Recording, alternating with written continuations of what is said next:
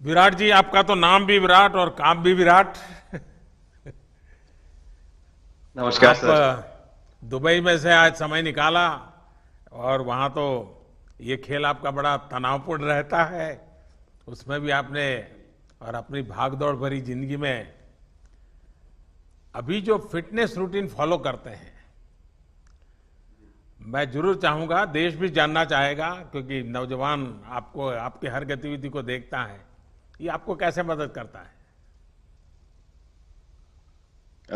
पहली बात तो बहुत बहुत धन्यवाद सर, यहाँ पे हम सबको बुलाने के लिए। एक सब लोगों ने फिट इंडिया मूवमेंट के बारे में बात करी और इसके फायदे, इसके लाभ हमको रोज अपनी डेली लाइफ में किसी ना किसी तरीके से दिखते हैं। सबने अपने एक्सपीरियंसेस बताए।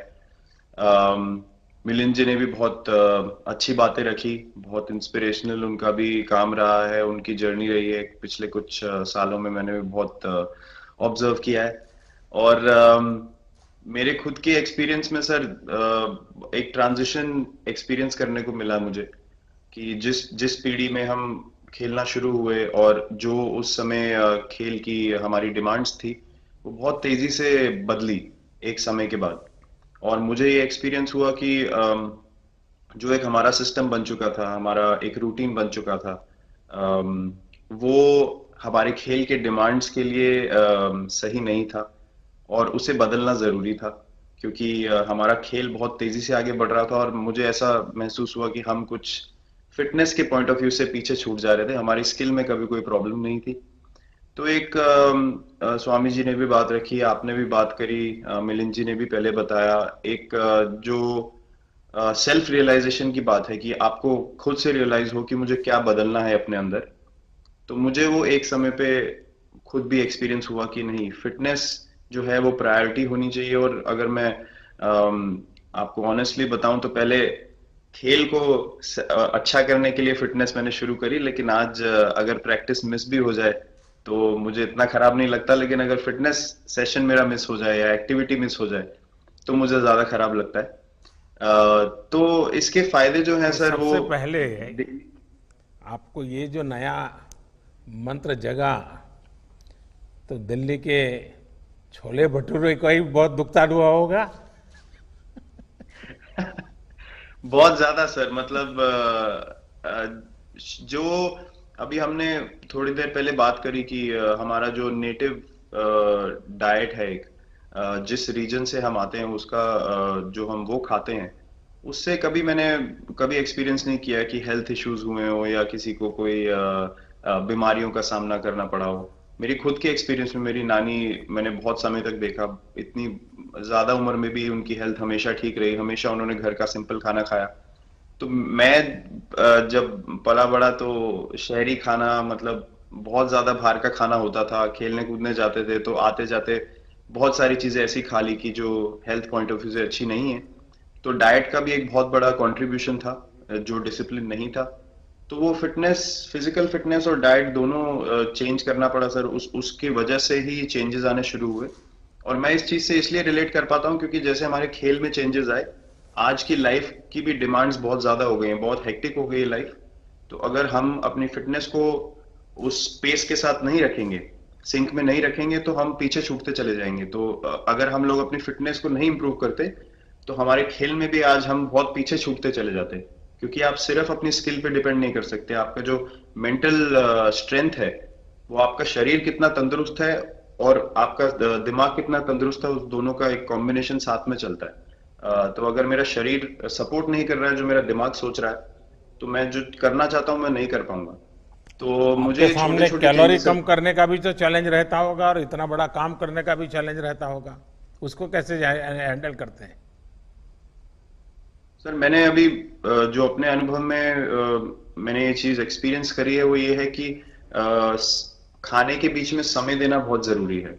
हम लोग बहुत बार खाते हैं और फिर बड़ी मील के बाद वो छोटा छोटा खाते चले जाते हैं पूरा दिन। तो वो जो हमारा सिस्टम है, उसको कहीं प्रोसेस करने का मौका ही नहीं मिलता खाने को, और रात तक हम खाते चले जाते हैं। तो मैं जब छोटा भी था तो 11:30 12 बजे डिनर हो रहा है, उसके बाद मीठा खा के एकदम सो गए।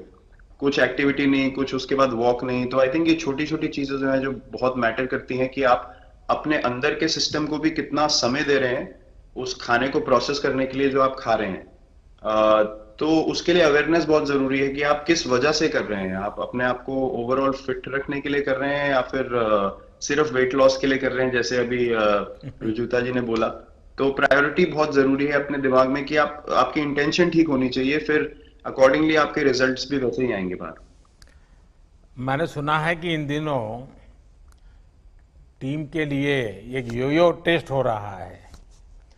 क्या ये कैप्टन को भी ये योयो टेस्ट करवाना पड़ता है कि आपको छुट्टी होती है? और योयो टेस्ट होता क्या है? क्या क्या क्या करना पड़ता है?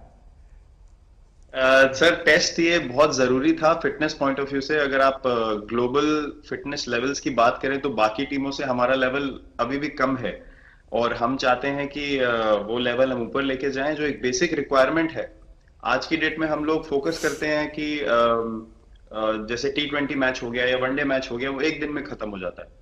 लेकिन अगर हम टेस्ट मैच की बात करें जो 5 दिन आपको खेलना है, हर शाम को आपको वापस जाना है, अगले दिन फ्रेश आना है, तो उस पॉइंट ऑफ व्यू से ये फिटनेस जो स्टैंडर्ड था वो बहुत जरूरी था। और मैं सबसे पहले मैं ही जाके भागता हूँ, और ये कंडीशन है कि अगर मैं भी फेल हो जाऊंगा तो सिलेक्शन के लिए मैं भी अवेलेबल नहीं हूँ।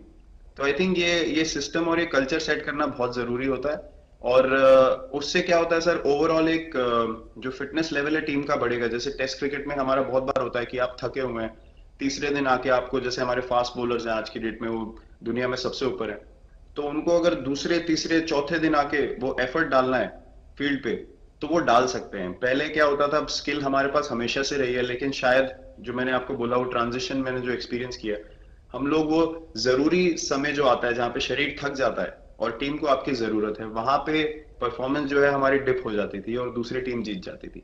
आज की डेट में हमारी फिटनेस की वजह से हम वो जरूरी समय में उस चीज को कैपिटलाइज कर पा रहे हैं और हमारे रिजल्ट्स उसी तरीके से आ रहे हैं। तो एक एक sir benchmark I think elite sports में होना जरूरी है, उससे एक फिटनेस विराट कल्चर जी, बना। मैं देख रहा हूं कि आपका टाइम मैनेजमेंट तो है ही है, लेकिन फिर भी आपकी एक्टिविटी इतनी नजर आती है ना, मैं भी कभी कभी फॉलो करता हूं। कभी थकान नहीं लगती क्या आपको? सर, थकान, अगर मैं ऑनेस्टली आपको बोलूं, थकान हर किसी को होती है। अगर आप फिजिकल एफर्ट करेंगे तो थकान होगी, लेकिन अगर आपका लाइफस्टाइल अच्छा है, अगर आप खा अच्छा रहे हैं, अगर आप फिटनेस रेगुलरली कर रहे हैं, आपकी रिकवरी अच्छी है, तो आपकी स्लीप अच्छी है, स्लीप पैटर्न्स अच्छे हैं, तो आपकी रिकवरी तेज होगी। तो अगर मैं थक रहा हूं और 1 मिनट में मैं दोबारा रेडी हो जा रहा हूं, तो वो मेरा प्लस पॉइंट है।